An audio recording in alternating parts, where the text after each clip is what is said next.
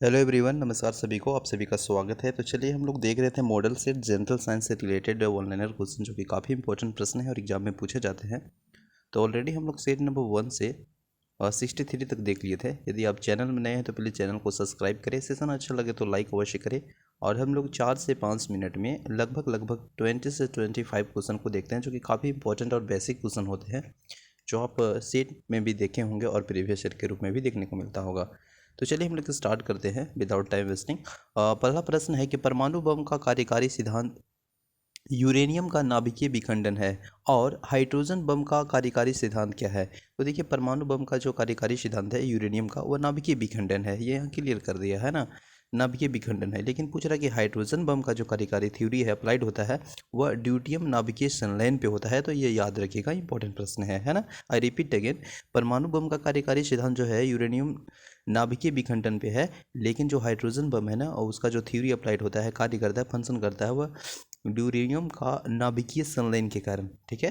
Next प्रश्न है, सड़क पर चलने की अपेक्षा बर्फ पर चलना क्यों कठिन है। तो देखिए, सड़क पे चलने की अपेक्षा बर्फ पर चलना इसलिए कठिन है क्योंकि बर्फ में सड़क की अपेक्षा है ना, घर्षण जो होता है, घर्षण वह कम होता है। तो घर्षण जो होता है कम होता है, तो यही कारण। ठीक है।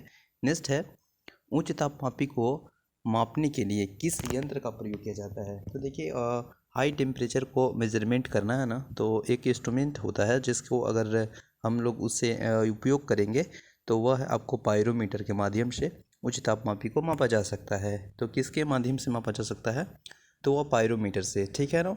नेक्स्ट प्रश्न है, और नेक्स्ट प्रश्न है कि आपका प्रेशर कुकर के अंदर उच्चतम ताप निर्भर करेगा। तो प्रेशर कुकर के अंदर जो उच्चतम ताप निर्भर करेगा, वह ऊपर के छेद के क्षेत्रफल और उस पर रखे गए वजन पर डिपेंड करता है कि उसमें कितना वेट है ना। नेक्स्ट प्रश्न है, विद्युत उपकरण में अर्थ का उपयोग क्यों होता है। तो विद्युत उपकरण में जो अर्थ का उपयोग होता है, वह सुरक्षा के लिए होता है, यानी सेफ्टी के लिए होता है। तो वह सुरक्षा के लिए उपयोग होता है। नेक्स्ट है, वायुमंडल में प्रकाश के विसरण का कारण क्या है। तो वायुमंडल में जो प्रकाश के विसरण का जो कारण है, वह है धूलकण। क्या चीज़ है बताइए, धूलकण है, और धूलकण का ही कारण है, रीजन है। नेक्स्ट है, जब लाल नीले तथा हरे प्रकाश का पुंज एक स्थान पर पड़ता है, तब प्रकाश का रंग कैसे हो जाता है, कैसा हो जाता है। तो देखिए, जब अगर आप लाल नीले तथा हरे रंग प्रकाश के पुंज पे पड़ेगा ना, तो वह प्रकाश का जो रंग है, कलर है, वो वाइट हो जाएगा, यानी सफ़ेद हो जाएगा। ठीक है। नेक्स्ट प्रश्न है, पवन के बल एवं वेग के मापन के लिए क्या प्रयोग किया जाता है। तो पवन के बल एवं वेग के मापन के लिए क्या प्रयोग किया जाता है, तो वह एनोमीटर का प्रयोग किया जाता है, एनोमीटर का। ठीक है ना, एनोमीटर का प्रयोग किया जाता है, याद रखेंगे। नेक्स्ट प्रश्न है, 3 डायमेंशनल चित्र किसके द्वारा लिया जाता है। तो 3D जो डायमेंशनल चित्र होता है, फिगर होता है ना, वह हेलोग्राफी के द्वारा लिया जाता है ना। तो 3 डायमेंशनल जो चित्र है, पिक्चर है, वो किसके द्वारा लिया जाता है, वो तो वह हेलोग्राफी के द्वारा। नेक्स्ट प्रश्न है, रेफ्रिजरेटर थर्मोस्टेट का क्या कार्य है।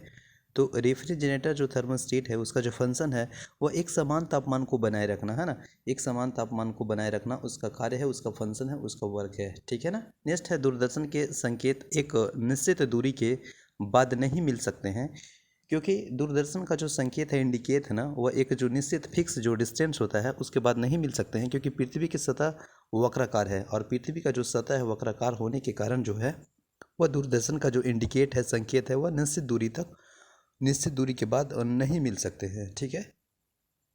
नेक्स्ट प्रश्न है, तेल जल के तल पर फैल जाता है। तो तेल जल के, है ना, तेल है ना, वो जल यानी वाटर के तल पे फैल जाता है, इसलिए क्योंकि तेल का पृष्ठ तनाव जो होता है, पृष्ठ तनाव वो पानी से कम होता है।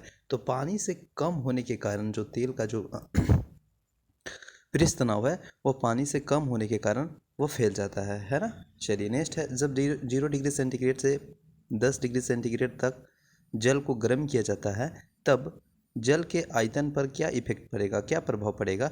तो पहले घटेगा, इसके बाद फिर क्या होगा ना, बढ़ेगा। तो पहले घटेगा, इसके बाद फिर होगा क्या, कि वो बढ़ने लगेगा, है ना। तो याद रखिएगा। नेक्स्ट प्रश्न है, जाड़े की रातों में अत्यधिक ठंड पड़ने पर पानी की पाइप फट जाती है। बेसिकली आप देखे होंगे कि जाड़े में समय में कभी कभी ठंडी अधिक होने के कारण जो पाइप होते हैं, डिलीवरी होते हैं, मोटर्स के पाइप होते हैं, बहुत सारे के पाइप होते हैं, तो वह फट जाते हैं। इसी कारण कि जमने के बाद पानी का जो आयतन होता है ना, वो किसी न किसी माध्यम से बढ़ जाता है, और बढ़ने के कारण क्या होता है ना, ये फट जाता है पाइप, है ना।